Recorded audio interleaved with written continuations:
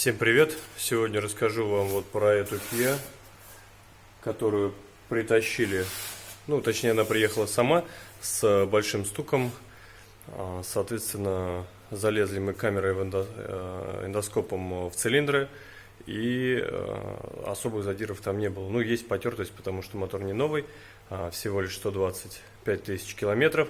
Но стук был просто ужасный. Прям, ну, похож даже чем-то на то, что стучали шатуны. Делать было нечего, решили разбирать мотор. Хозяин говорит: разбирайте, делайте, потому что машина нужна. Машину он купил не так давно, она достаточно хорошая. По кузову прям конфетка. Соответственно, стали разбирать. Ну и смотрите, да, там вытащили когда поршни, на поршнях есть задиры, хотя на цилиндрах их еще нет. Полезли дальше, долезли до коленвала, и вот она причина стука.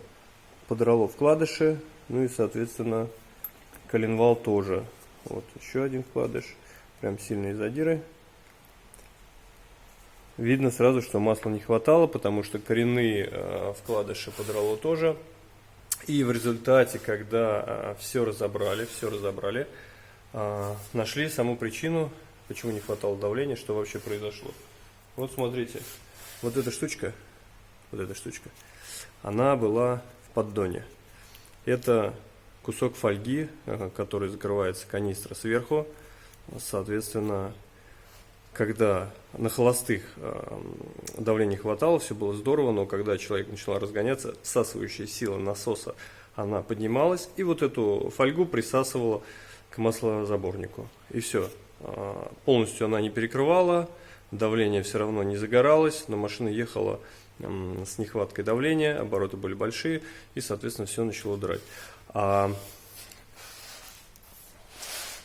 Дырочка, которая имеется у нас в маслонасосе здесь, она очень маленькая. Вот он, смотрите, мотор G4FC, вот фольга, и вот она как раз все и закрывала. Соответственно, каждый раз ее подсасывала, и она закрывала вот это отверстие. Вот так вот бывает. Поэтому, если у вас упали какие-то детали в мотор, ну, не считай там сухари, если падают, они железные, они никуда не попадут, их остановит сетка. Но что-то более легкое, какие-то салфетки, тряпки и все остальное, ни в коем случае это не оставляйте, ищите, вытаскивайте, иначе вы просто угробите мотор.